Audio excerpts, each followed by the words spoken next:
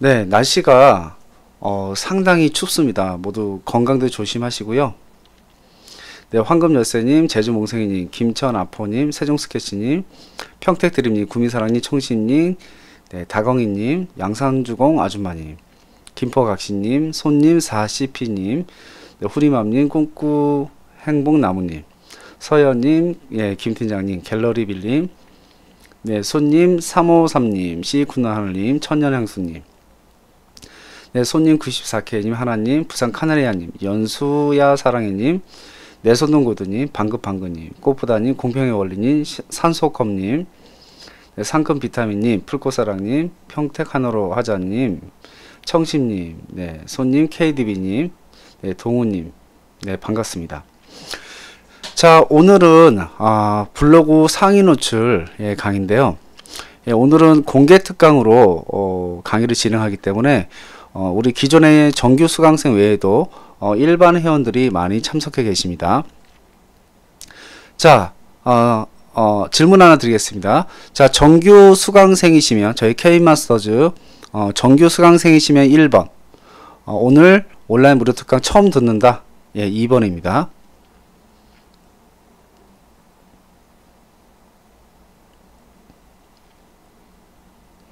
네.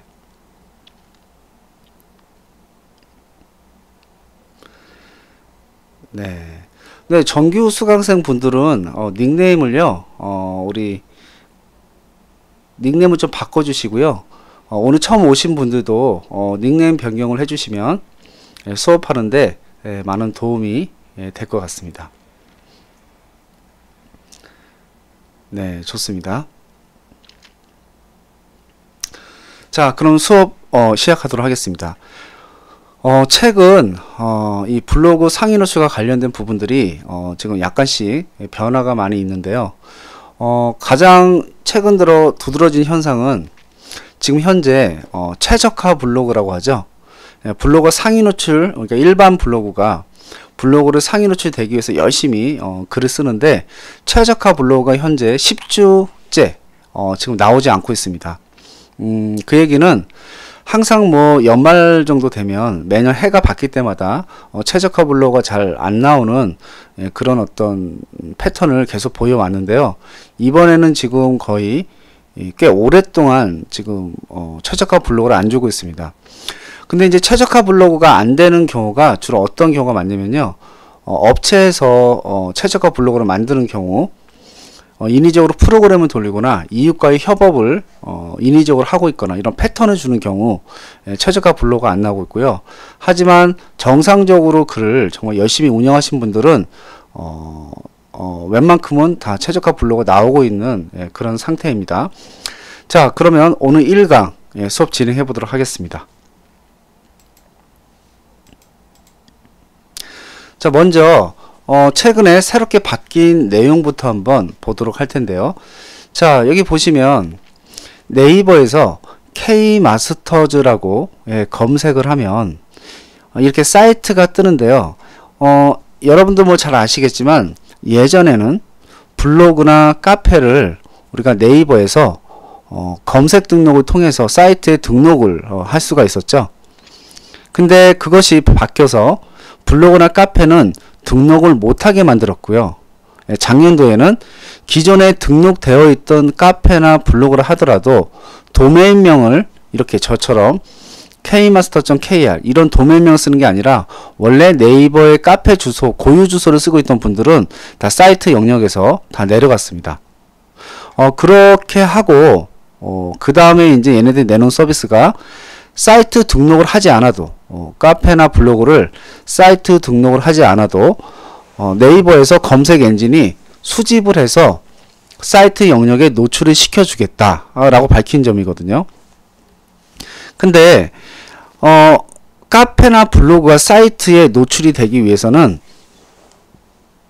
몇 가지 지켜야 될 항목이 있는데, 그 중에 가장 중요한 것은 카페 명칭에, 지금 여기 보이시는 이 부분처럼 카페 명칭에 이렇게 여러분이 타겟으로 하고 있는 이런 키워드가 들어가야지만 검색을 했을 때 여러분 블로그나 카페가 이렇게 상단에 뜰 수가 있습니다.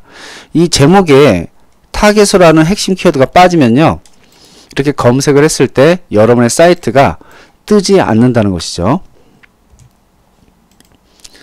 자, 이렇게 사이트를 보면요, 우리 부산 카나리안 같은 경우에는 본인의 이제 부동산 자1번가 부동산을 이렇게 검색을 하면요, 이렇게 사이트 영역에서 모두, 지금은 모바일 파밍이라고 나와있지만 예전에는 모바일 파밍이었지만 지금은 모두라는 것으로 바뀌었죠.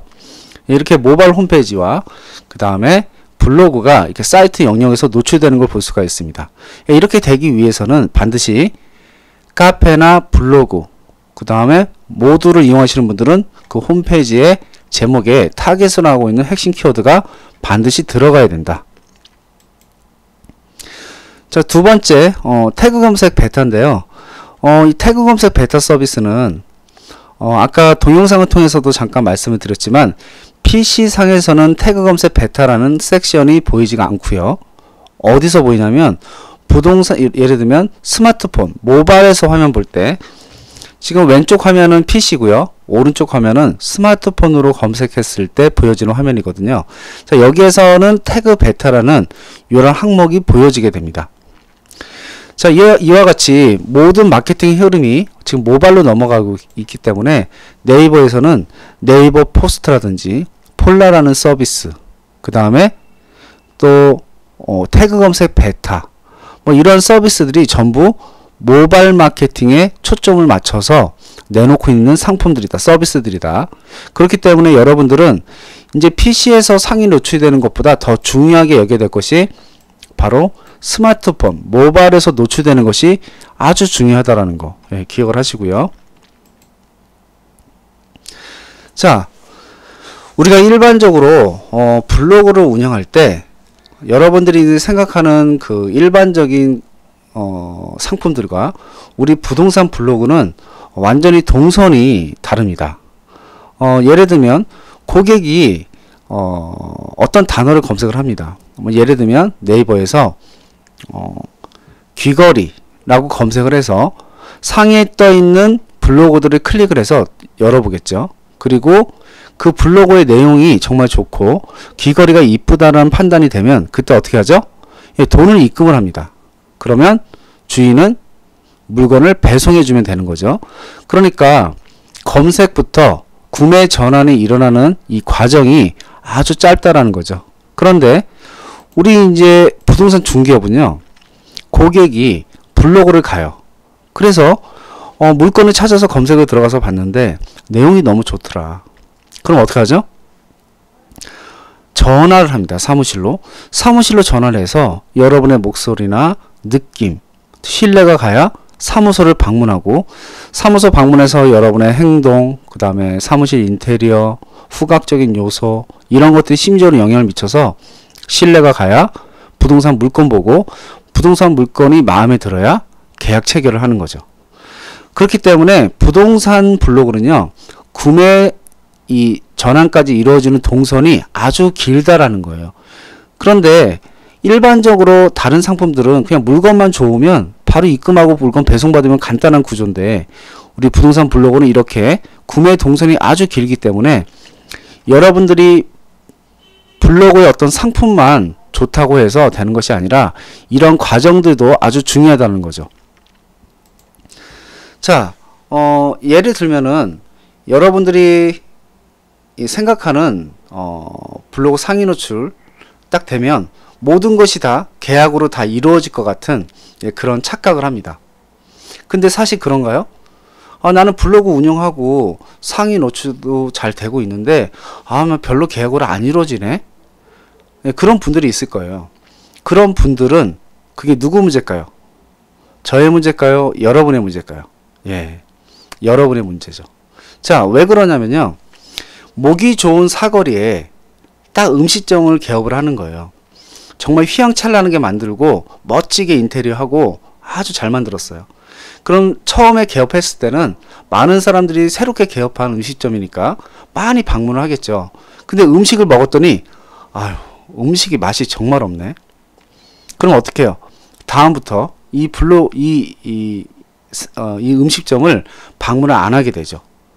그러다 보면 나중에 점차 손님이 줄고 나중엔 폐업을 하게 되는 거죠. 블로그도 똑같다는 거죠. 블로그도 딱 들어갔는데 컨텐츠의 내용이 너무 안 좋은 거예요. 별로 볼 게 없다. 그럼 어떻게 해요? 사람들이 그 블로그를 방문을 안 하게 되죠. 그러니까 블로그에 방문하는 고객은 많은데 사무실로 전화하거나 방문하는 사람은 적다는 거죠. 근데 우리의 목적은요, 블로그가 상위 노출되는 게 목적이 아니죠. 우리의 목적은 계약을 치는 거예요. 계약을 못 쓰면 블로그 상위 노출된들 무슨 소용이 있겠습니까?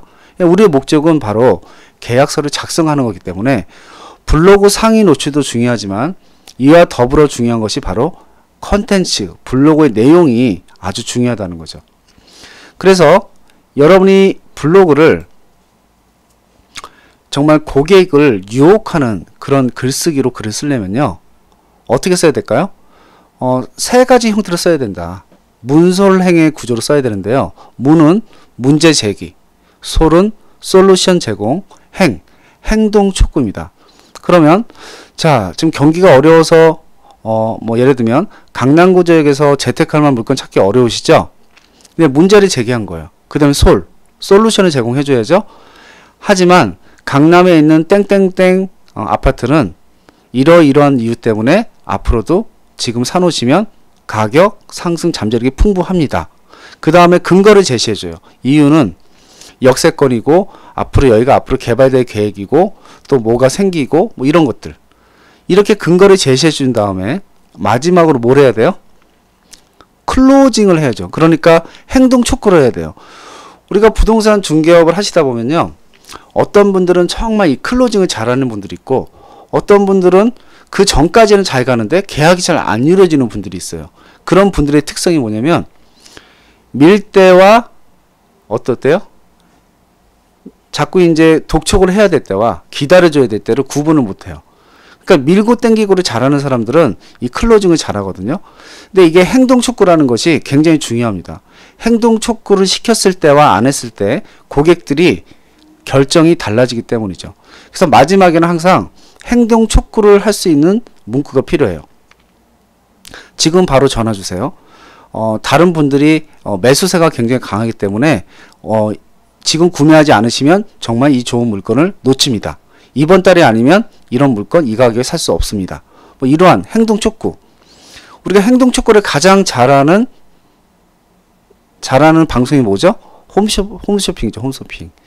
홈쇼핑에 보면은 마지막에 항상 얘기를 하잖아요. 지금 전화 주세요. 지금 5개밖에 안 남았네요. 네, 지금 바로 전화 주세요. 물건이 막 지금 대박이 났습니다. 이런 문구들로 사람들을 빨리 결정하게 만들거든요. 그래서 문솔행의 구조를 써야 되고 반드시 행동 촉구를 해줘야지만 여러분의 글들이 훨씬 더 유혹하는 글쓰기가 된다. 자, 화면 보시죠. 자, 블로그 검색 엔진 최적화. 우리가 보통 최적화 이런 얘기를 많이 해요. 근데 최적화가 과연 뭘까? 최적화라는 것은 웹페이지에서, 인터넷 웹페이지에서 상위 노출을 시키는 것을 의미합니다.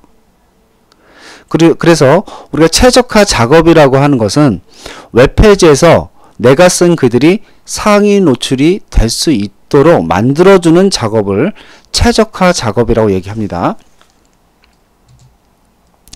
자, 우리가 일반적으로 블로그에는 지수라는 게 있다고 얘기해요. 지수. 자, 지수가 뭘까요?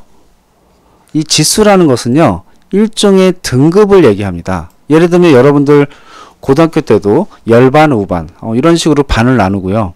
그 다음에 열반에서도 모든 사람이 다 똑같은 실력을 가지고 있는 것이 아니라 열반에서도 성적 차이가 나고요. 우반에서도 성적 차이가 나죠. 즉 다시 말씀드리면 블로그는요, 이렇게 4가지 등급으로 나눠지는데 여러분이 글을 쓰는 패턴이나 여러가지 컨텐츠에 따라서 4가지 등급으로 나눠진다는 거죠. 그런데 저품질도 상이 있고요, 하가 있고, 일반 지수가 상이 있고 하가 있고, 최저가도 상이 있고 하가 있고, 고품질도 상이 있고 하가 있다라는 거예요. 이 구간에는 여러가지 등급이 또 세부적으로 있는 것이죠. 근데 통틀어서 최적화 지수, 일반 지수, 저품질 지수 이렇게 크게 네 가지로 나누는데 대부분 부동산 블로그를 운영하시는 분들은요, 대부분 저품질에서 일반 지수, 최저가 지수에서 고품질로 가지 못하고 일반 지수 갔다가 저품질 갔다가 뭐 이런 식으로 떨어지게 돼요.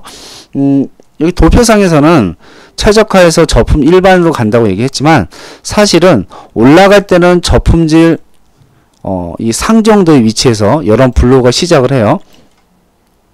그러니까 여러분이 블로그를 처음 운영한다. 그럼 첫 글을 썼을 때 지수가 어디에 있느냐?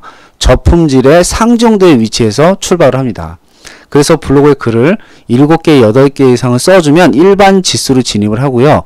또 일반 지수에서 30개 쓰든 40개 쓰든 일반 지수에서 약간의 시간을 머무죠. 이 시간을 한 정상적으로 잘 운영했을 때 45일 정도로 얘기를 하는 거고요. 일반 지수 요 상 정도의 위치가 오고 45일이 지났을 때 여러분의 블로그가 이 최저가 지수로 넘어가게 됩니다.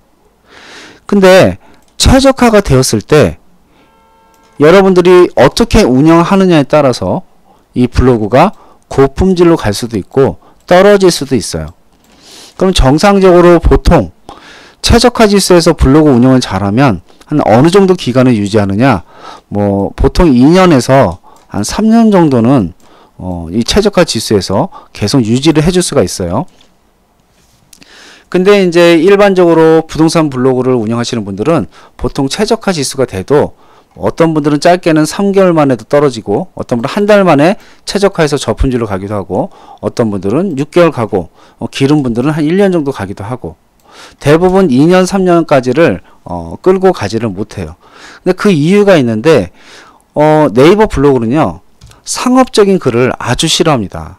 그리고 두 번째, 어떤 정형화된 글을 굉장히 싫어하고 남이 썼던 글을 복사하는 걸 싫어하고 여러 가지 이제 그런 패턴이 있단 말이죠. 자, 질문을 한번 드려볼까요? 자, 검색 엔진이 볼 때 일상적인 글과 상업적인 글을 어떻게 판단할까요? 검색 엔진이 일상적인 글과 상업적인 글을 어떻게 구분을 할까요? 구분할 수 있을까요? 자, 뭘로 구분할까요? 키워드로 구분할까요? 아니죠. 뭘로 구분해요? 패턴으로 구분합니다. 자, 예를 들면 이런 거예요. 강남 아파트 시세라는 글을 A라는 사람이 쓰고 똑같은 글을 B가 써요. 강남 아파트 시세. 그럼 제목 똑같죠? 본문 내용의 글을 쓰는데 A라는 사람은 강남 지역에 있는 아파트별로 시세를 다 적어줘요. 아파트별로. 적어주고 홍기동 부동산 0123-4267로 전화주세요 라고 쓰고 있고, B는 강남 지역에 있는 아파트별로 시세를 다 얘기하고 앞으로 이 아파트의 가격이 어떻게 바뀔지 전망하는 글을 써요. 자, 그럼 검색 엔진이 이 글만 보고 이 글이 상업적인 글인지 일상적인 글인지를 가려낼 수 있을까요? 검색 엔진은요, 여러분이 항상 중요하게 여길 항목, 검색 엔진은 사람이 아니다. 그렇기 때문에 뭘 가지고 판단하느냐? 오로지 통계만 가지고 판단한다.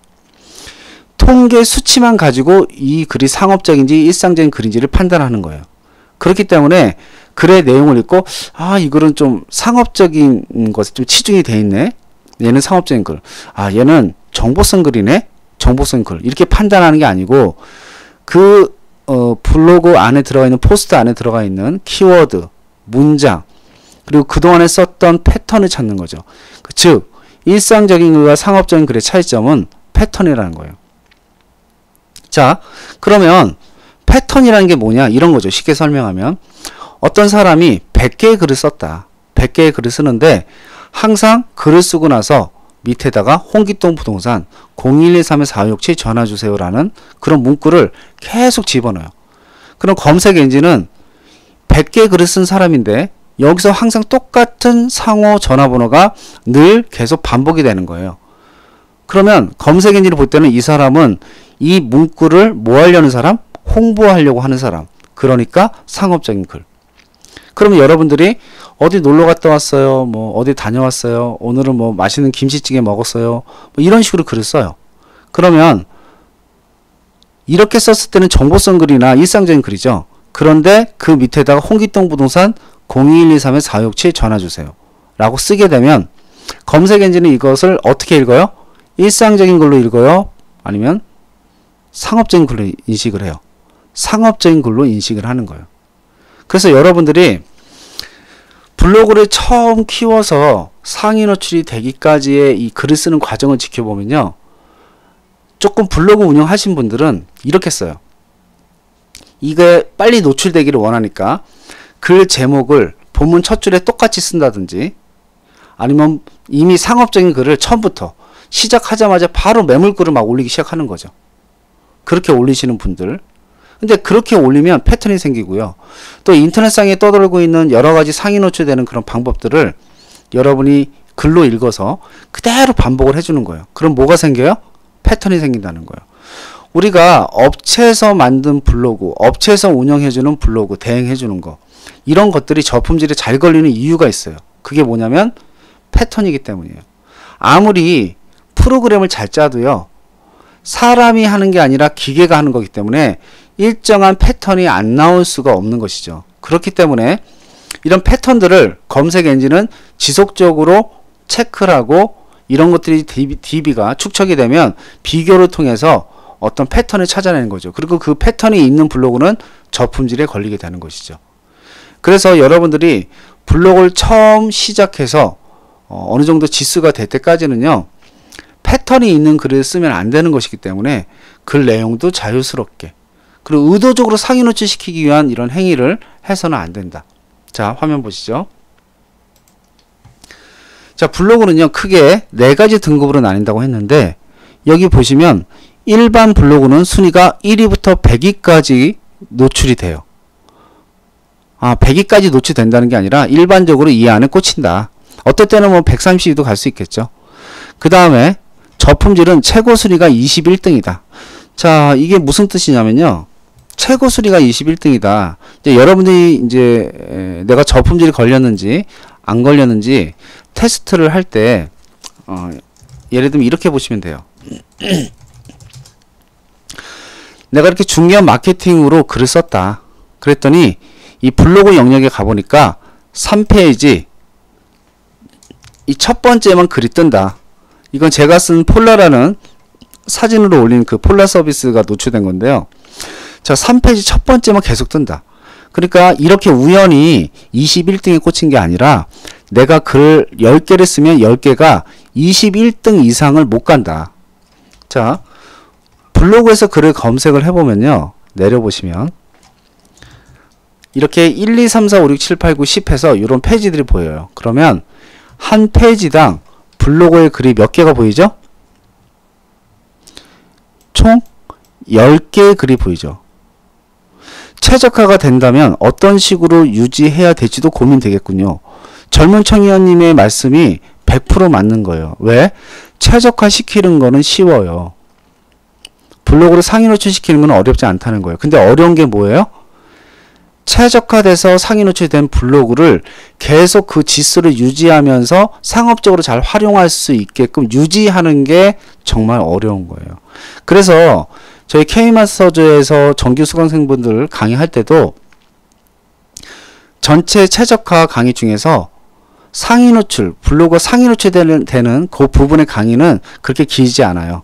나머지는 다 뭐예요? 이것을 유지하는 그런 방법들에 대해서 강의를 한다는 것이죠. 자, 이렇게 한 페이지당 10개의 글이 보이는데 이 페이지 맨 마지막에 있으면 몇 등이에요? 20등이죠. 3페이지 첫 번째 뜨면 몇 등이에요? 21등이에요. 자, 등수로는 20등과 21등은 한 등 차이죠. 그런데 지수로 따지면 20등과 21등은 하늘과 땅 차이다. 아까도 말씀드렸지만 내 블로그가 어떻게 글이 한 개가 22등 꽂히는 게 아니라 내가 쓴 모든 글들이 21등 이상을 못 올라갈 때, 최고 순위가 21등이다 이랬을 때는 저품질이라는 거예요. 왜? 저품질에 걸리면 순위에 제한이 걸리기 때문에 21등 이상을 못 올라가요. 그러니까 20등을 못 가는 거죠. 그래서 3페이지 블로그라고 얘기를 합니다. 통상적으로. 그래서 여러분들이 3페이지 첫 번째만 뜬다면 블로그가 그러면 나는 저품질이다. 예전에는 네이버에 여러분들이 전화를 해서 뭐 물어보고 항의도 하고 막 그럴 수가 있었어요. 근데 지금은 네이버에서 모든 전화 서비스를 제공하지 않고 있죠. 예, 뭐 예를 들면 파워링크나 이런 유료 서비스는 제공하지만 일반적으로 네이버 블로그와 관련된 이런 것들을 아무리 전화하려고 해도 통화를 할 수가 없어요. 근데 예전에 통화할 수 있을 때 이런 경우가 있었어요. 내가 1위에 떠있던 블로그인데 갑자기 그 다음날이 되니까 8페이지, 4페이지에 막 가 있는 거예요. 그래서 전화를 해서 따져요.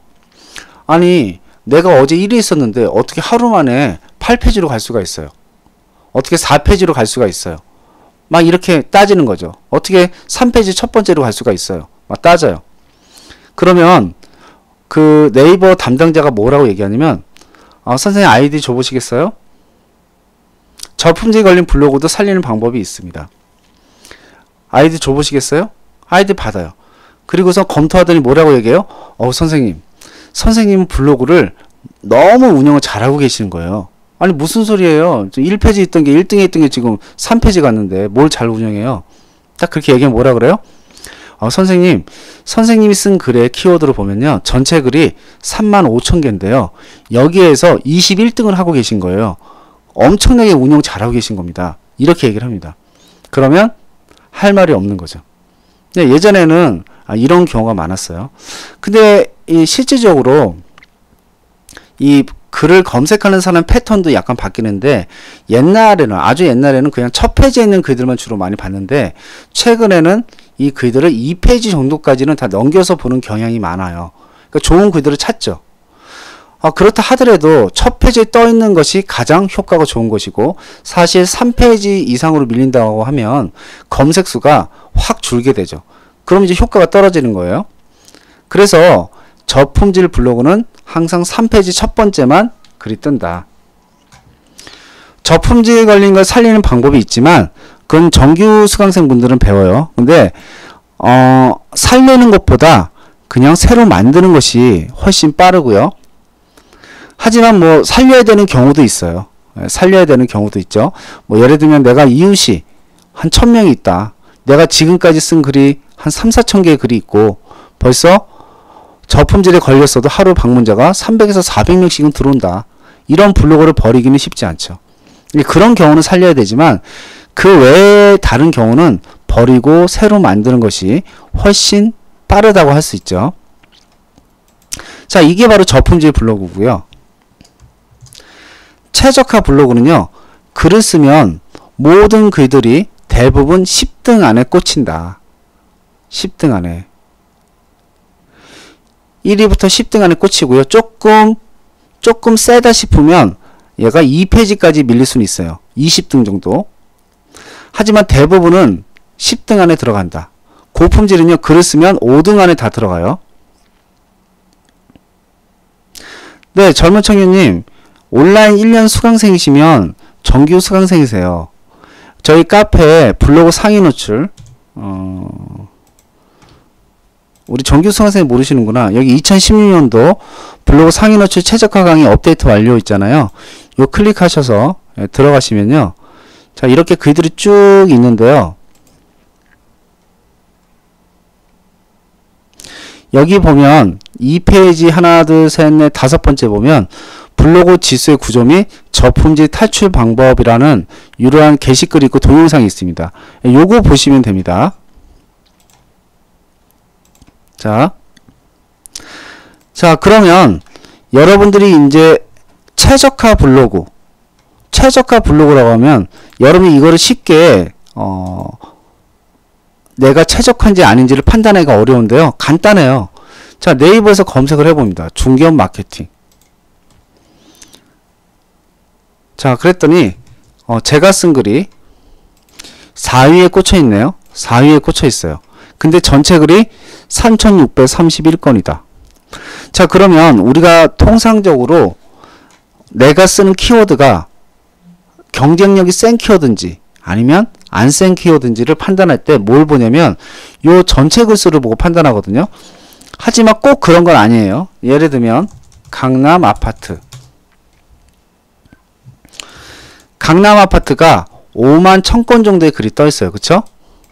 예, 그러면 다른 지역에 지방에 떠 있는 5만 1000건의 글이 있는 키워드와 이 강남 아파트 여기에 있는 이 키워드는 글자 수는 비슷하지만 키워드 경쟁력은 이게 훨씬 더 지수가 높은 글들이 많아요. 그래서 꼭 전체 글이 많다고 해서 경쟁이 세다라고 볼 수는 없지만 보통의 경우는 대부분 전체 글이 많으면 그만큼 경쟁이 센 키워드, 전체 글 수가 적으면 경쟁이 약한 키워드, 이렇게 생각할 수가 있거든요. 그러니까 경쟁이 약하다면 일반 블로그도 상위에 뜰 수가 있는 거죠. 그러니까 내가 썼던 글이 한 개가 상위에 떠 있어요. 3등을 하고 있어. 나는 상위 노출되는 블로그네 라고 생각하면 큰 오산이다. 자, 그러면 중개업 마케팅으로 했을 때, 자, 이렇게 4위에 떠 있어요. 그러면 다른 키워드로 한번 조금 센 키워드로 가볼게요. 자, 부동산 블로그로 가봤어요. 자, 부동산 블로그는요, 전체 글이 31만 3천 건이죠. 그런데도 제 글이 1위에 떠 있네요. 조금 세구나. 요 정도 31만 건이면 아까 우리 강남 아파트가 5만 건이었는데 얘는 31만 건이 글이 있는데도 불구하고 상위에 떠 있네. 자, 그러면 조금 더 센 키워드. 우리가 보통 이 블로그 관리라는 이 키워드는요, 저는 이제 아까 검색한 건 부동산 블로그죠. 그러니까 얘는 부동산과 관련된 블로그들만 검색하는 키워드고, 블로그 관리는 일반적으로 블로그를 운영하는 사람들이 대부분 이 키워드를 많이 검색을 하게 되는데요. 자, 검색을 해볼까요?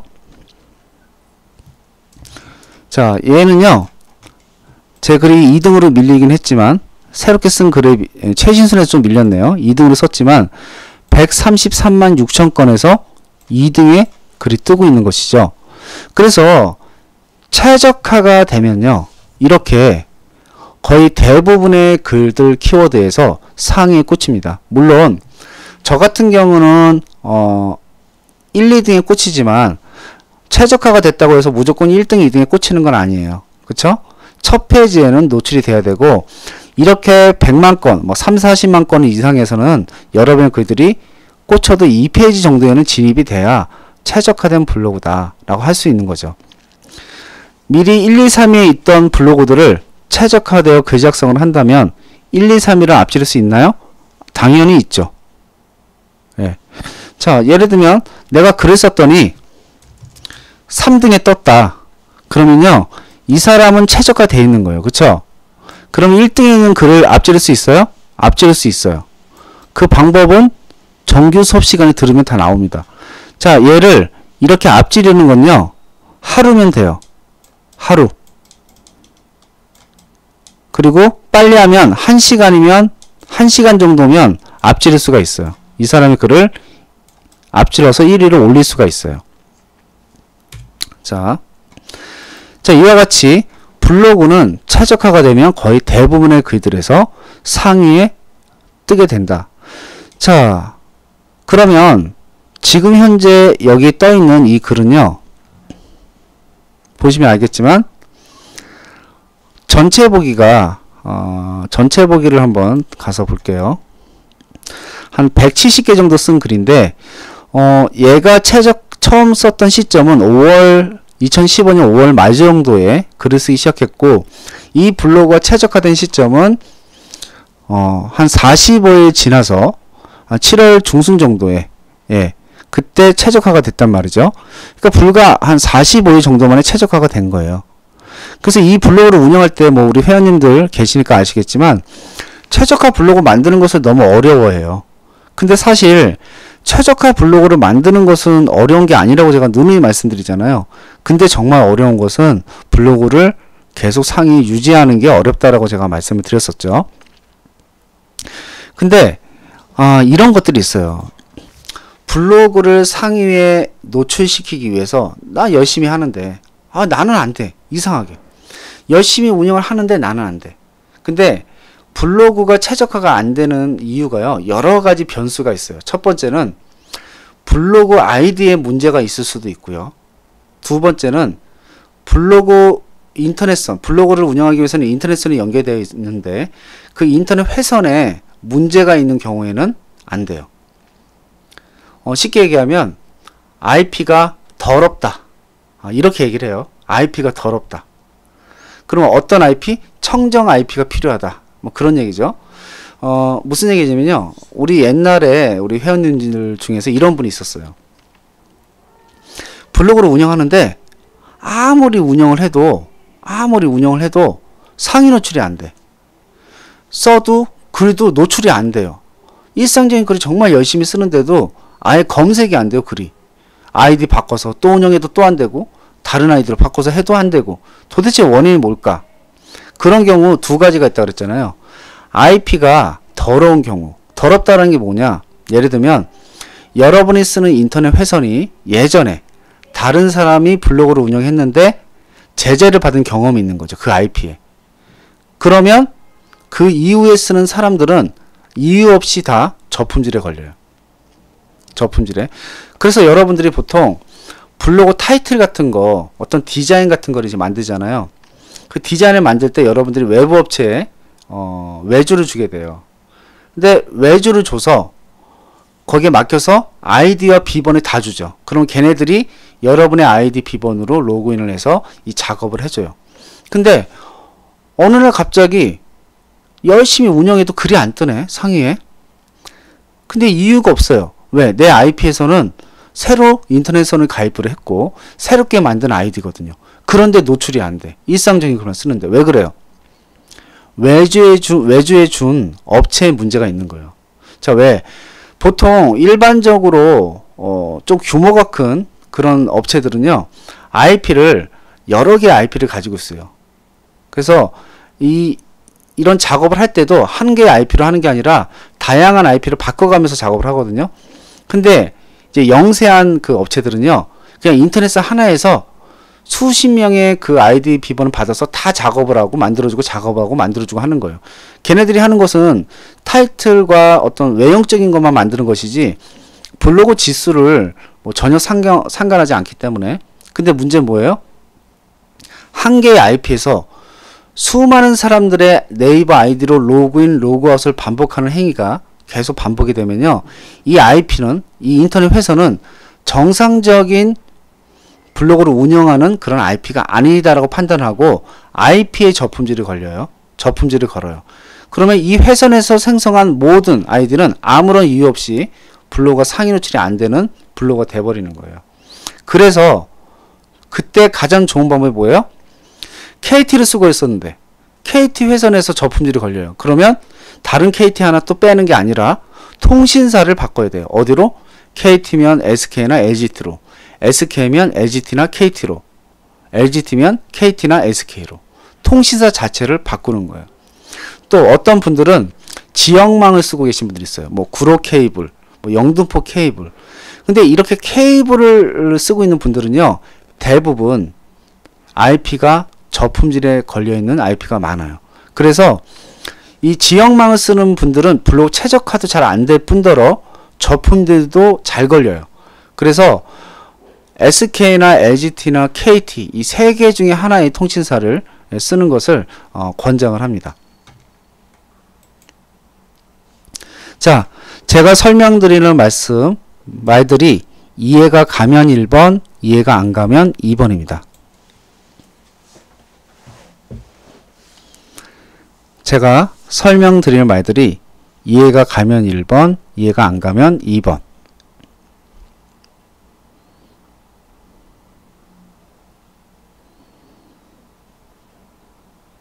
자, 이해 다 가세요? 네, 좋습니다. 자, 그러면요, 우리 10분간 쉬었다가 이어서 계속 수업을 진행하도록 하겠습니다. 자, 10분간 쉬도록 하겠습니다. 네, 아이디는 어떤 경우냐고요? 아이디가 문제인 경우. 자, 요거 하나 더 말씀드리고 10분간 쉴게요. 자, 아이디가 문제가 있는 경우는 이런 거예요. 자, 나는 블로그를 운영한 적이 한 번도 없었어요. 그런데 내가 이제 블로그를 운영하려고 딱 들어갔더니 내 블로그에 이상한 글들이 막 쓰여 있네? 왜 그러지? 그래서 그 블로그를 다 지워버리고 새롭게 운영을 했어요. 근데 안 뜨네? 왜? 해킹당한 아이디거든요. 여러분의 아이디와 비번이 해킹을 당했다. 그러면 그 아이디로 여러분은 모르지만 불법적인 행위를 했을 가능성이 높아요. 그러면 네이버에서 제재를 하겠죠? 제재를 한 블로그는 아예 검색에서 뜨질 않아요.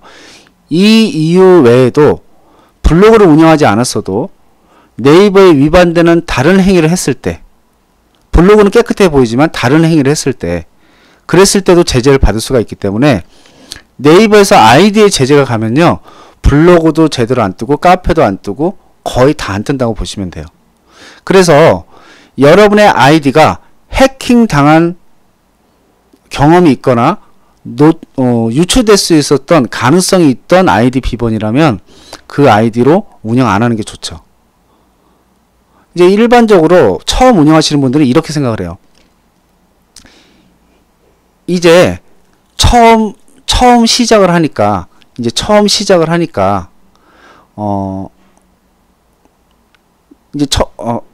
질문? 나쁜 회선이 저에게 배당될 수도 있지 않을까요?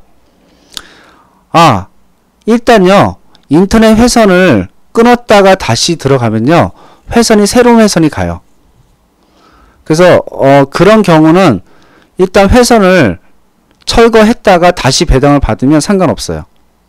근데 기존에 있는 인터넷 선을 그대로 놔둔 상태에서 승계하는 경우가 있잖아요. 사무실 인수할 때, 그 인터넷선 그대로 현재 있는 위치 그대로 인수할 때는 문제가 될 소지가 있습니다.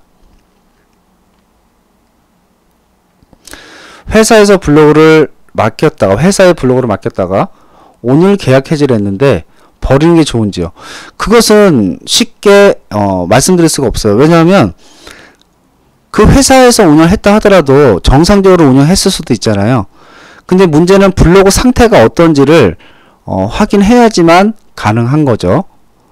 그래서 블로그 상태가 어떤지 점검을 해봐야지만 알 수가 있고요.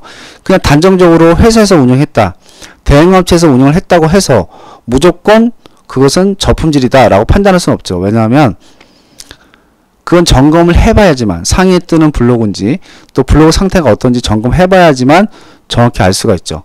자, 제가 얘기하다가 질문 받다 까먹었는데요. 아까 무슨 얘기를 하다가 끊어졌었죠? 가끔가다 강의하다 보면 얘기하다 이렇게 중간에 까먹습니다. 아이디 저품질에 대해서 말씀드렸죠. 그래서 해킹당한 경험이 있었던 사람들은, 또 유치됐던 경험이 있었던 분들은 그렇게 운영을 해도 아무런 의미가 없는 거죠. 그래서 해킹당한 걸 모르는 사람들은요, 처음 운영할 때 블로그가 안 뜨잖아요, 상위에. 당연히 안 뜨는 거로 알고 언젠가 뜨겠지. 그리고 계속 운영하다가 한 달이 지나도 두 달이 지나도 안 뜨는 거예요. 그러면 3, 40일을 그분은 완전히 시간을 버리게 되는 거죠. 그렇죠. 뭐 회사는 인수했든 뭘 했든 통신사를 바꾸면 상관없어요. 자, 그럼 10분간 쉬었다가 이어서 블로그 상위 노출을 그러면 어떻게 시켜야 되는지 한번 이어서 수업을 진행하도록 하겠습니다. 자, 10분간 쉬도록 하겠습니다.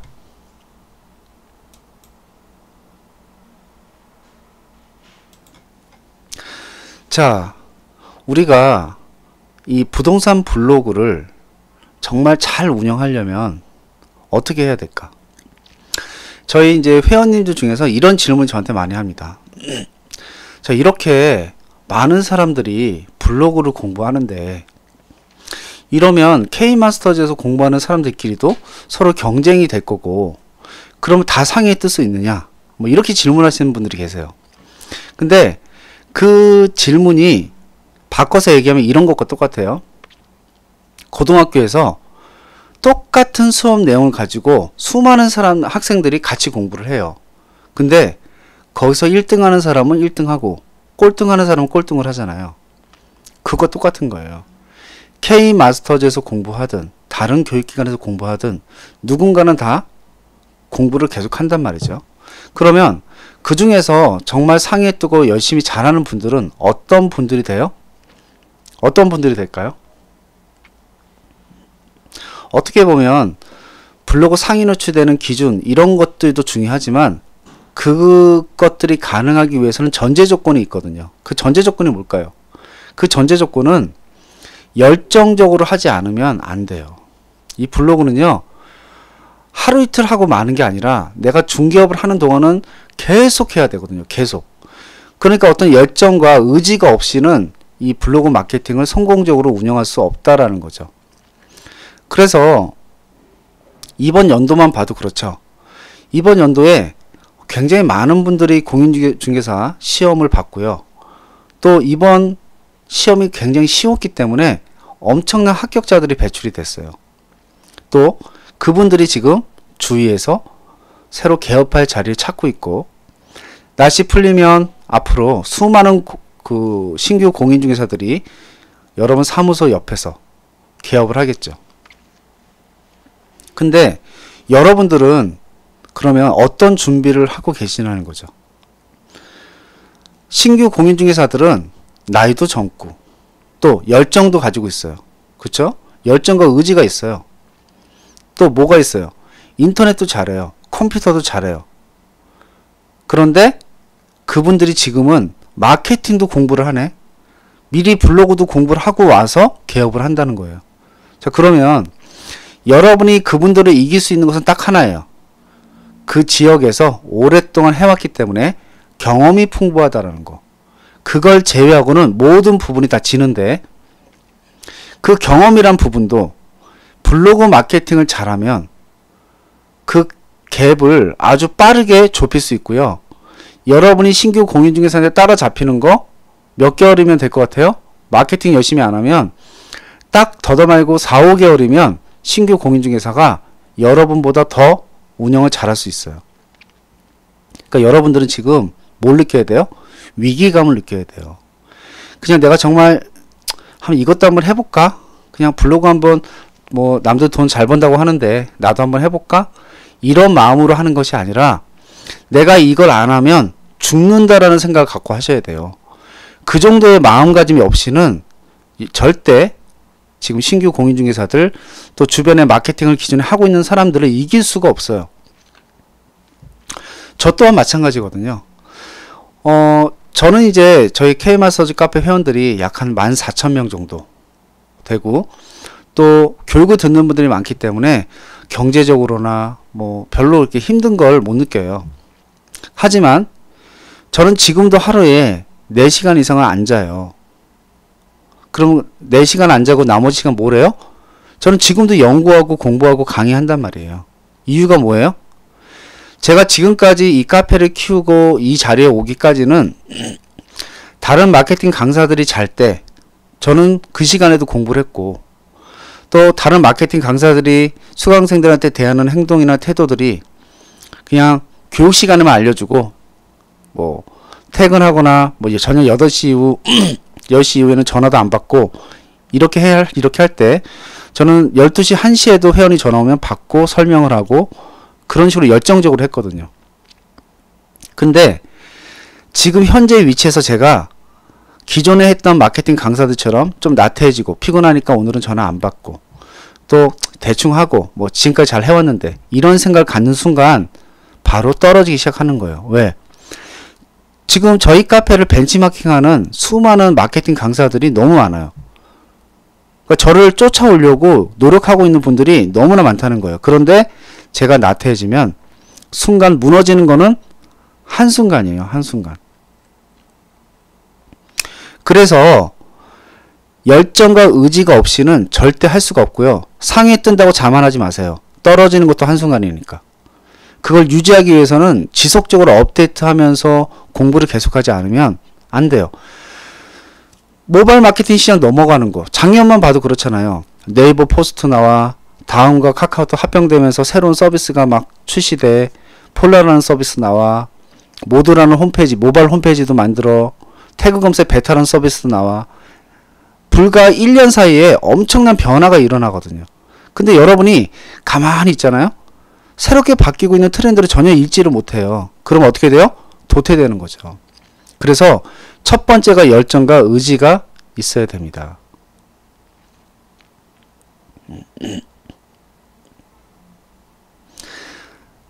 부평한 쌤님은 아직 잘 모르시니까 그런 말씀 하시는 거예요. 자, 레이아웃이 똑같아요. 겉에 표지나 이런 거 똑같아요. 뭔 상관이 있어요? 그게 똑같다고 저품질 걸리는 거 아니에요. 사진이 똑같아요? 사진이 똑같지 않죠. 여러분 선생님이 볼 때 똑같아 보이는 것이지. 자, 예를 들어서 한번 볼게요. 자, 지금의 이 블로그는 상이 노출되고 있는 블로그죠. 자, 예를 들어서 한번 볼게요. 자, 여기에 있는 요 사진과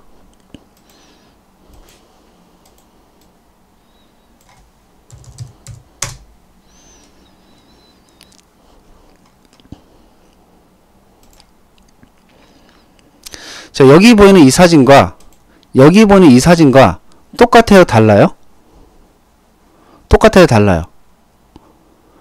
사진 똑같죠? 워터마크만 들어갔기 때문에 다를 뿐이지 실제 사진은 똑같은 사진이에요. 그런데 제가 워터마크를 넣지 않아도 이 액자만 살짝 틀만 바꿔도요. 지금 이 사진과 지금 이 사진은 전혀 다른 사진이에요. 질문 받는 시간 드리도록 하겠습니다. 자, 여러분이 볼 때 똑같아 보여도 얼마든지 다른 사진으로 바꿀 수 있어요. 그러면 똑같은 사진을 올리는 게 아니라 실제로는 다른 사진이에요. 또 여러분들은 잘 모르겠지만 이런 경우도 있어요. 자, 지금 여기에 있는 글을 클릭을 해보면요. 저는 이 사진이 글과 사진이 하나예요. 그쵸?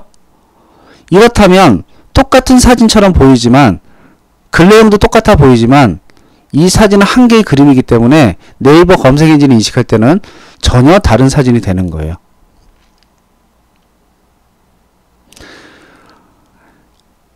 자, 질문은요. 제가 요 수업 마치고 나서 일괄적으로 받도록 하겠습니다. 이렇게 하면 이제 진행이 다 안 되니까.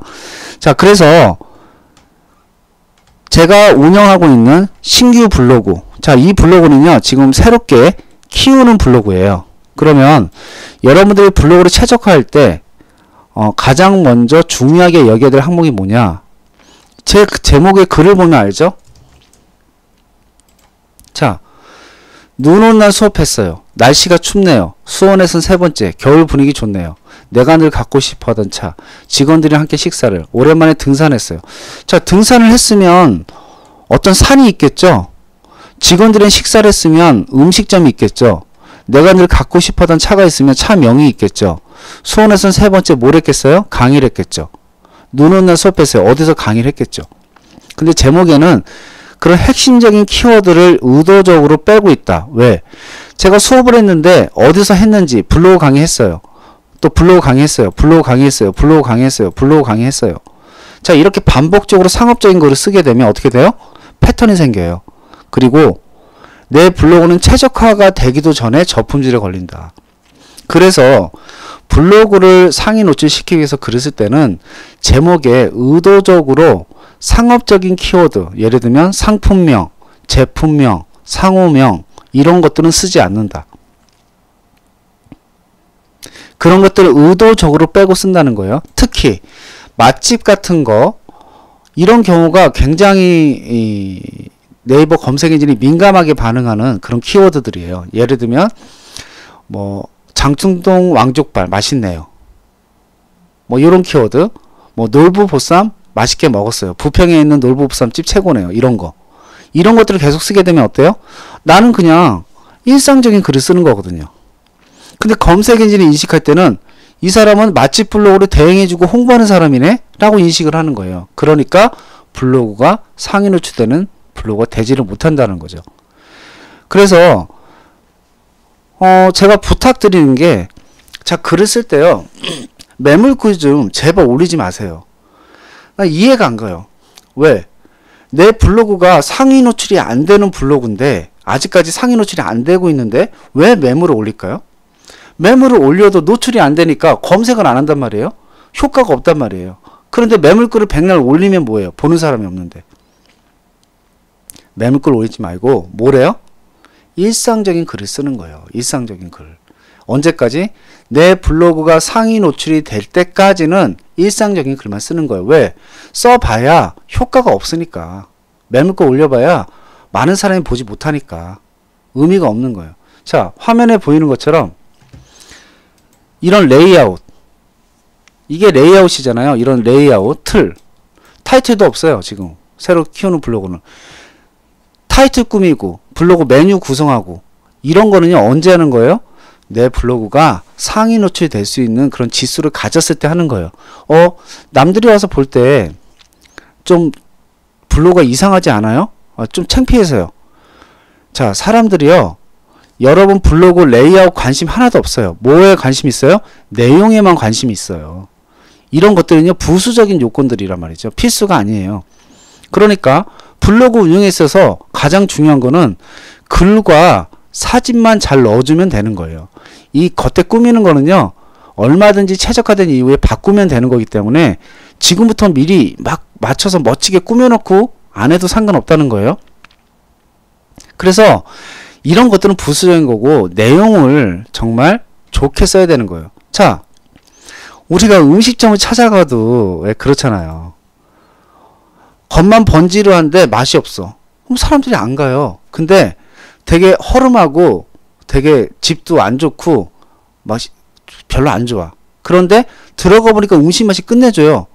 그러면 정말 허름한데도 불구하고 사람들이 그 산골까지 찾아가서 계속 먹는 거예요. 항상 10,000원이에요. 왜 그래요? 음식 맛이 좋으니까. 음식 맛이 뭐예요?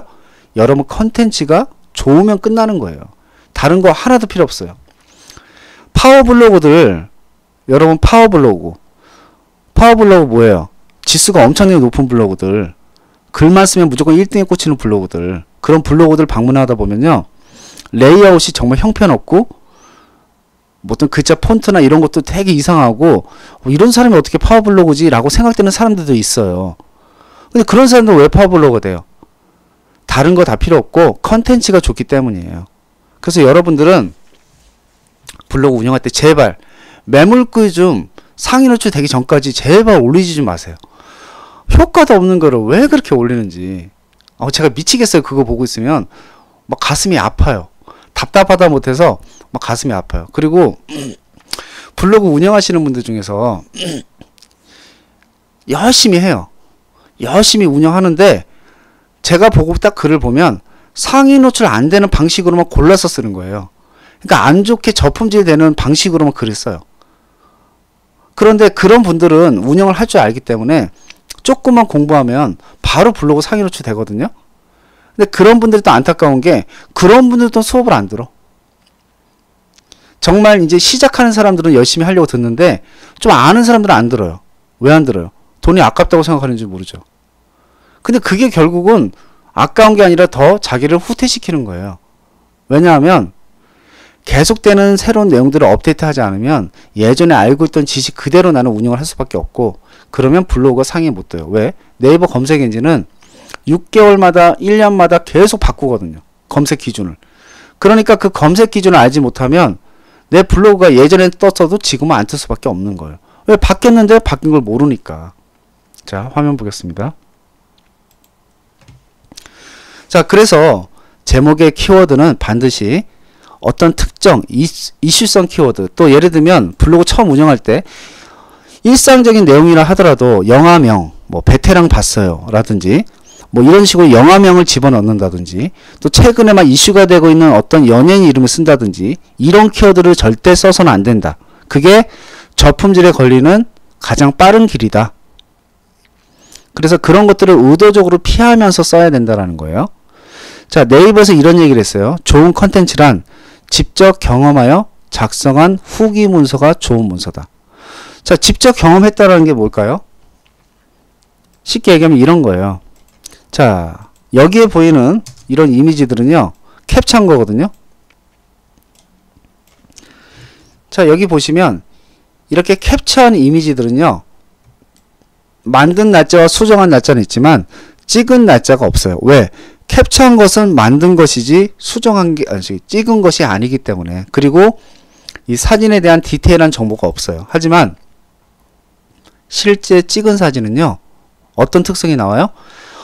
어떤 카메라로 찍었는지, 또 회사명은 어떤지, 그 모델명은 뭔지, 초점거리는 어떻게 됐는지, 플래시를 켜고 찍었는지 끄고 찍었는지, 이런 정보들이 여기에 다 나온단 말이죠. 그러니까 네이버 검색 엔진이 여러분의 찍은 사진이 실사진인지 아니면 캡처한 사진인지 구분할 수 있어요? 당연히 있죠. 그 정보를 보면 알기 때문에. 자, 왜 네이버에서는 실사진을 올리면 높은 점수를 주고 캡처한 사진을 올리면 높은 점수를 주지 않을까? 이유는 간단해요. 좋은 컨텐츠는 직접 경험하여 작성한 후기 문서가 좋은 문서다. 직접 경험했다라는 것은 그곳에 가서 실사진을 찍었다라는 것이 바로 경험한 걸 의미하는 거예요. 내가 그곳에 가지 않았으면 실사진을 올릴 수가 없는 거죠. 그렇기 때문에 검색 엔진은 실사진을 올리면 경험한 것을 올렸다라고 판단하고 높은 점수를 주는 것이고, 캡처한 것을 올리면 경험하지 않은 것을 올렸다고 판단하기 때문에 낮은 점수를 주는 게 아니라 지수를 높게 주지 않는 거예요. 여러분들이 착각하는 것 중에 하나가 캡처한 사진을 올리면 지수가 떨어진다고 생각을 해요. 그건 잘못된 생각이에요. 캡처한 사진도 새로운 사진이에요. 하지만 다른 게 뭐냐, 캡처한 사진은 용량도 가볍고 실제 경험한 것을 올리지 않았기 때문에 지수가 올라가지는 않아요.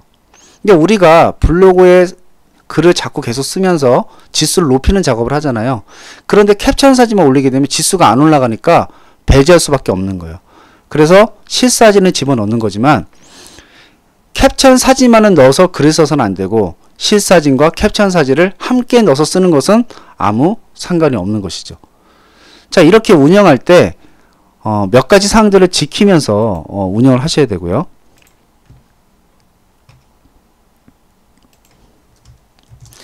자, 여러분들이 블로그가 계속 상위 노출을 유지할 수 있는 가장 근본적인 이유가 뭐냐면, 여러분의 통계가 이렇게 나오느냐 이렇게 나오느냐에 따라서, 자, 여기 요거를 글자를 좀 고쳐줘야 될 것 같아요.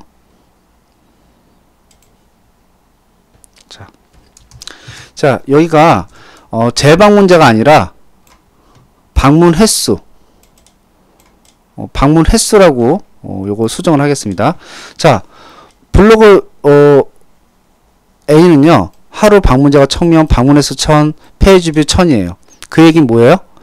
1000명이 들어왔는데 한번 들어오고 나서 다시는 이 블로그를 방문하지 않았고, 페이지 뷰가 1000개라는 얘기는 내가 지금 보고 있는 페이지 외에는 다른 페이지를 열어보지 않았다는 뜻이에요.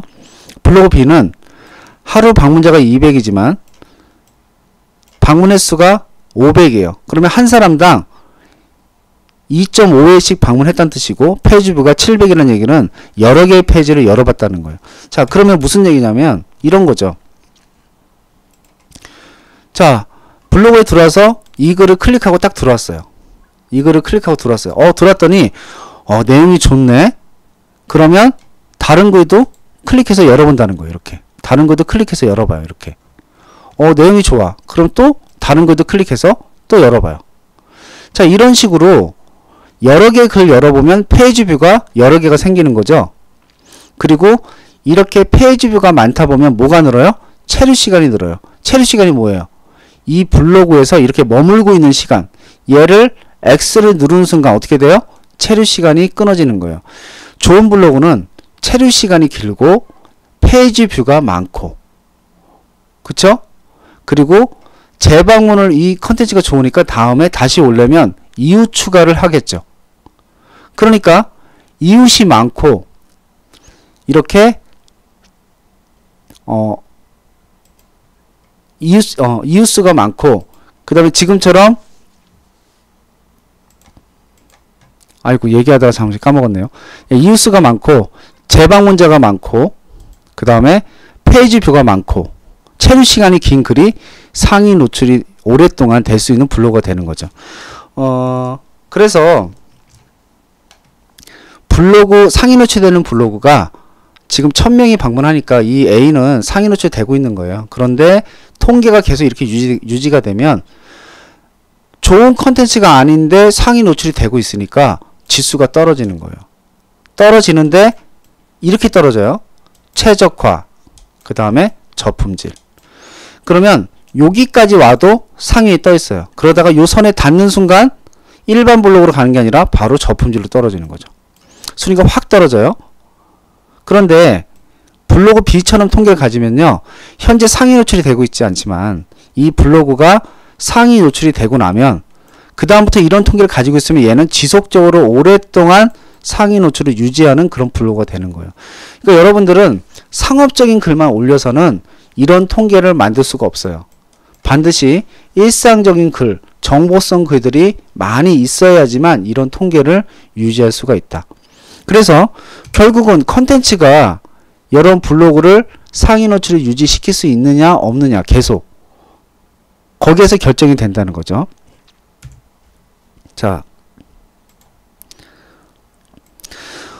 블로그 상위 노출과 관련된 궁금증이 많아요. 그래서 요 7가지 정도를 한번 추려봤는데요.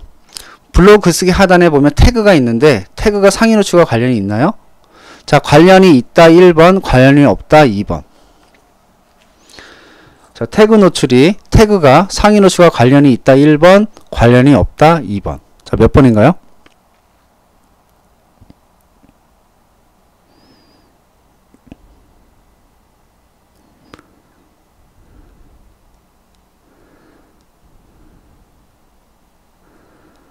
네. 내가 이럴 줄 알았어요. 내가 이럴 줄 알았어. 우리 정규 수강생분들도 다 틀린 대답을 하고 계시잖아요. 태그가 상위 노출과 관련이 없어요. 무슨 소리냐면 우리가 태그 검색 베타라는 서비스에 노출이 되는 거지 내 블로그의 순위에 영향을 끼치지는 않는다라는 거예요. 그러니까 여러분들이 강의를 들어도 정확히 들으셔야 돼요. 자, 다시 한번 설명드리면 이 태그는요, 상위 노출과는 관련이 없어요. 근데 어디에 관련이 있어요? 태그 검색 베타라는 서비스에서 태그를 달면 거기에 노출이 되는 거예요. 그러니까 상위 노출과는 관련이 없다. 블로그 뭐 3위에 뜨던 게 1위에 뜨고 이것과는 상관이 없다라는 거예요, 태그가. 다만 태그 검색 베타라는 서비스에서 태그를 쓰면 노출이 된다. 그것과만 관련이 있다라는 거예요. 그러니까 여러분이 강의를 100년 들어도 이렇게 딴소리를 하시니까 제가 미쳐버리겠어요. 자, 두 번째, 직접 찍은 사진을 포토스케이프에서 액자 효과를 줘서 바꿨을 때 새 사진으로 되는지요? 사진 품질 유지되는지요? 당연히 되죠. 그래서 우리가 사진만 새로 사진 한 장, 뭐 10장 찍었다. 이걸 가지고 내가 글만 다르게 쓸 수 있다면 10번을 하든 100번을 올리든 아무 상관이 없어요. 포토스케이프에서 액자 효과만 주면 검색 엔진은 새로운 사진으로 인식하고 사진 속에 들어가 있는 글씨는 읽지 못하기 때문에 상관이 없다. 자, 블로그 글을 수정했을 때 지수에 영향이 있는지요? 지수에 영향이 당연히 있어요, 없어요? 자, 블로그 글 수정하면 지수에 영향이 있다 1번, 영향이 없다 2번. 자, 몇 번입니까? 블로그 글을 수정하면 지수에 영향이 있다 1번, 영향이 없다 2번. 자, 몇 번이에요?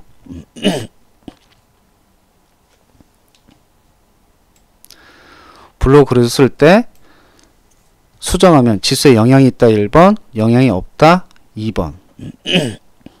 자, 제가 이러니까 미치는 거예요. 제가 정답은 있을 수도 있고 없을 수도 있다예요. 자, 왜 그러냐면 블로그 글을 쓰고 나서 딱 쓰고 나니까 사진 10장을 안 넣었네? 바로 수정을 해요. 그거는 가능해요. 왜? 검색 엔진이 아직 내 글을 긁어가지 않았기 때문에, 수집하지 않았기 때문에 글 쓰고 나서 10분 내로 바로 수정하는 것은 상관이 없어요. 근데 어떤 수정이 문제냐? 이미 글을 쓰고 난 후에 그 글이 어떤 순위에 딱 정해져 있어요. 예를 들면 8이든 9이든 이렇게 정해져 있단 말이죠. 떴단 말이죠. 네이버에서. 그러면 그 이후에 제목에다가 홍기동 부동산이라고 썼는데 홍기동짜리 지워버리고 춘향이 부동산으로 바꿔요. 그런 행위. 자, 그렇게 되면 어떻게 돼요?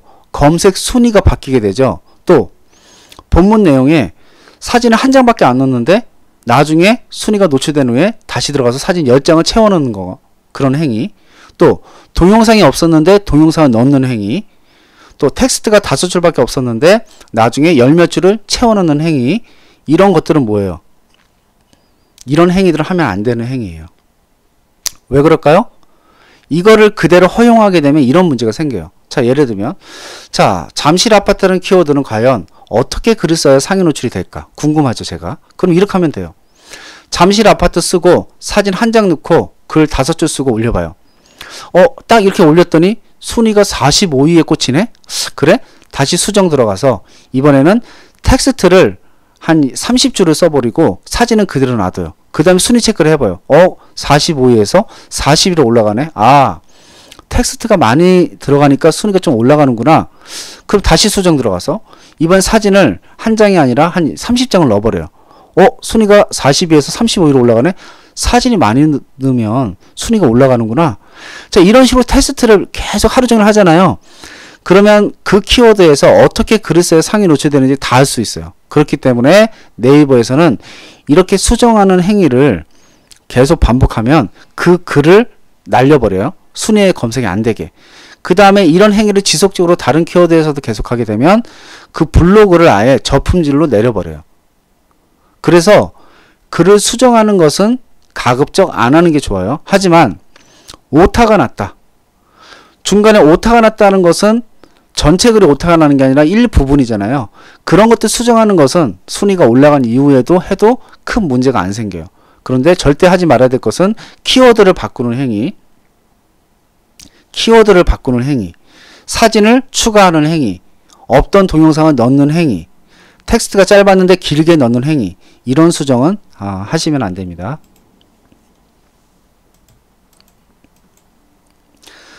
블로그와 저품질 관련된 살릴 방법은 없는지요? 있어요. 있는데 그건 수업 시간에 들으시면 아실 수가 있고요. 대행업체에 블로그를 맡기고 싶은데 문제가 있을까요? 없을까요? 당연히 있죠. 왜? 대행업체는 대부분 프로그램을 돌려서 협업을 하기 때문에 패턴이라는 게 생기고, 패턴이 생기면 상업적인 글로 인식이 되는 거예요. 그러면 저품질에 빨리 걸리겠죠? 자, 블로그가 저품질 걸렸어요. 블로그 초기화를 하면 지수가 초기화되는지요? 자, 이것도 이제 많은 분들이 질문하는 내용인데요. 자, 이 블로그를 초기화시키는 메뉴가 있죠? 예를 들면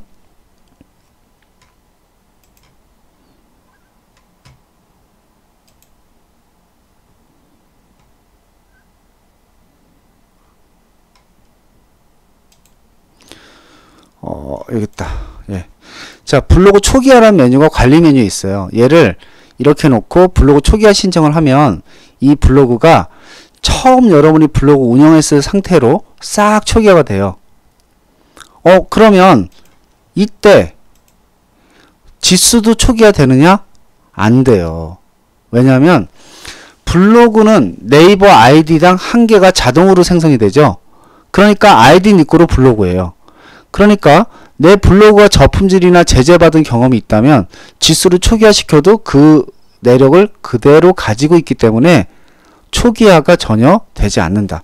그러니까 어떻게 해야 돼요? 이 블로그가 저품질 걸렸을 때 탈출을 시키거나 새로운 아이디로 다시 운영하는 수밖에 없는 거죠. 블로그에 이미지를 넣을 때 이미지 이름에 키워드를 넣는 것이 좋을까요? 현재 상태는요, 이미지, 우리가 사진을 집어넣을 때 이미지에다가 뭐 중개업 마케팅이란 키워드로 글을 쓴다면 중개업 마케팅 1, 중개업 마케팅 2, 중개업 마케팅 3 이런 식으로 넣는 게 좋을까요? 나쁠까요? 이 얘기거든요. 지금은 상관없어요. 이미지에 이름을 넣든 안 넣든 순위에 전혀 영향을 끼치지 않는다. 그러면 네이버에서 사진으로 검색했을 때 어떤 키워드로 검색했을 때 나오는 이미지는 왜 나올까요? 그것은 블로그 제목과 내용에 따라서 사진이 검색이 되어지는 것이지 이미지의 이름을 가지고 검색되어지는 것이 아니다. 자, 블로그 제목에 특수 기호나 별표 이런 거 넣으면 상위 노출에 도움이 될까요? 아닙니다. 특수 기호나 별표를 넣었을 때 상위 노출에 도움이 됐던 것은 2013년도에나 가능했던 내용이고요. 현재는 특수기호, 별표, 뭐 꺽쇠 이런 걸 넣는다고 해서 내 블로그의 순위가 상승하는 거 아니다. 경쟁업체가 계속 상위에 떠 있어요. 상업적인 글만 쓰는데 이럴 수도 있나요? 당연히 있을 수가 있죠. 왜 그래요? 자, 아까 말씀드렸죠.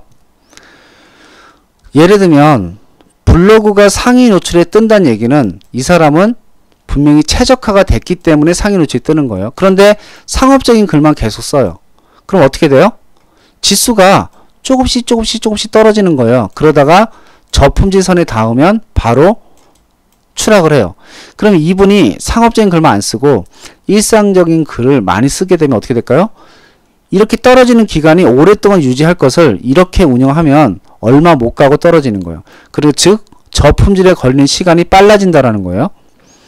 그래서 상위 노출이 됐다고 뭐 일상적인 상업적인 글 계속 쓴다고 해서 바로 저품질에 걸리진 않아요. 일정 기간은 유지를 해요. 하지만 다른 글보다 빨리 저품질에 걸리게 되기 때문에 이렇게 운영해서는 안 된다는 거죠.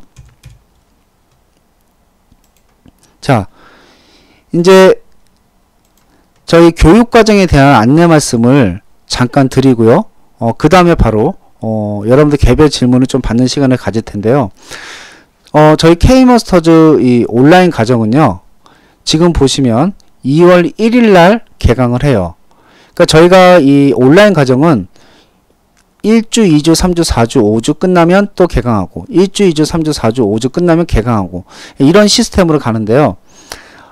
교육 일정 들어가 보면 어떤 식으로 운영이 되냐면요. 월요일 날은 블로그에만 초점을 맞춰서 강의를 합니다. 블로그에만.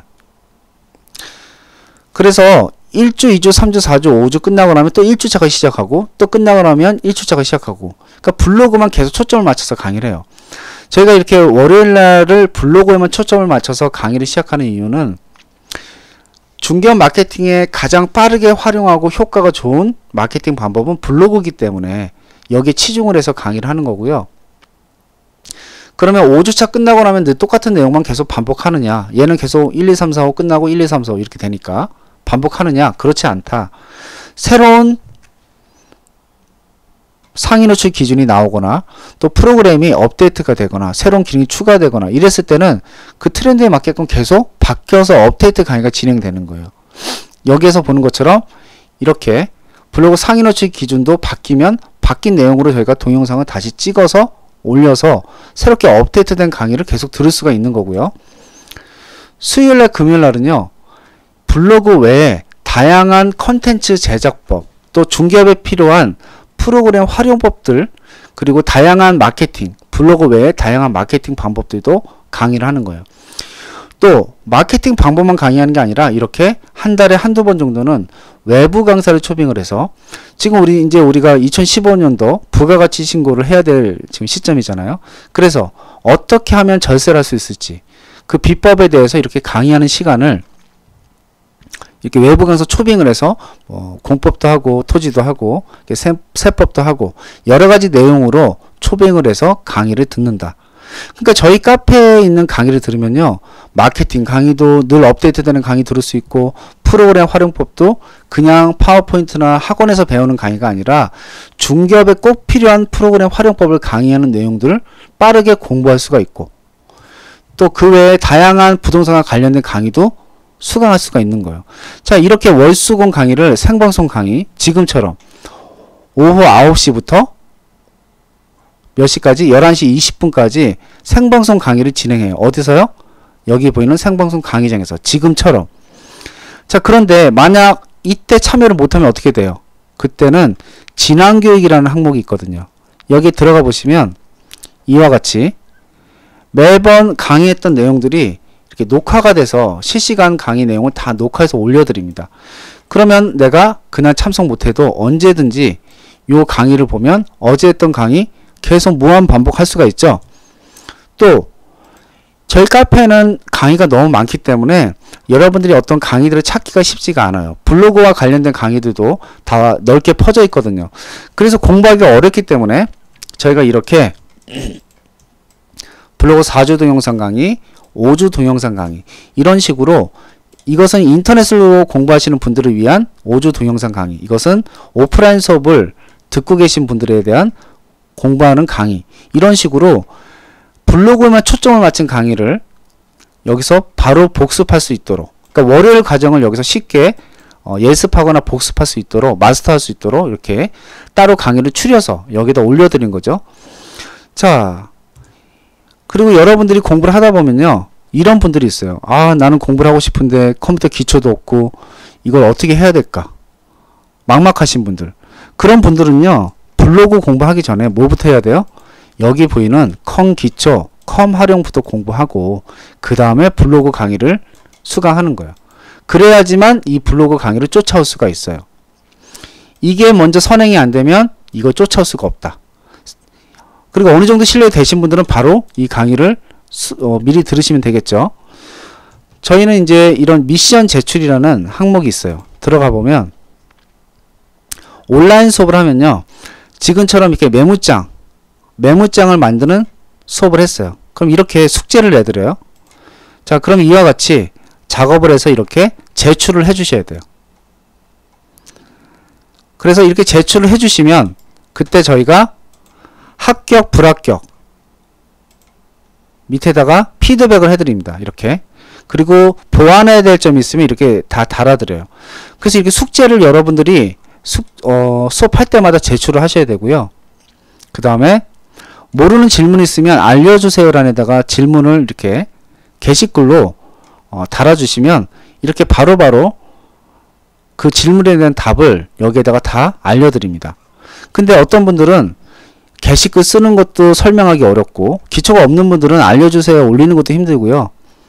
여러 가지로 힘든 분들이 있어요. 그런 분들은 SOS라고 해서 원격으로 지원 요청을 해드립니다. 지원 요청하시면 원격으로 여러분 컴퓨터에 접속해서 수업 시간에 안 되는 부분들이나 이런 것들을 원격으로 지원을 해드리기 때문에 얼마든지 기초가 없어도 하려는 의지만 있으면 얼마든지 저희 블로그를 상위 노출시킬 수가 있다라는 거고요. 자, 이렇게 교육을 듣는데 드는 비용이 자 이와 같이 있습니다. 자, 그런데 2월 1일 날 개강을 하잖아요. 그러면 만약에 여러분이 오늘 접수하면 오늘은 1월 13일이죠. 그러면 온라인 지금부터 이제 신청하시면 내일 직원들이 전화 드리고 바로 열어 드릴 거예요. 설명 드리고. 그러면 2월 1일 전까지는 서비스로 그냥 열어 드립니다. 그래서 저희 과정은 1년 동안 계속 무한 반복 실시간 강의를 들을 수가 있고 녹화 강의 들을 수가 있는데 1월 13일부터 2월 1일까지 이 기간 동안은 미리 열어드리기 때문에 여러분들이 예습을 통해서 수업 준비만 잘 해주시고 2월 1일부터 시작하는 첫 1주차부터 수업을 들으시면 충분히 수업 따라가는데 지장이 없습니다.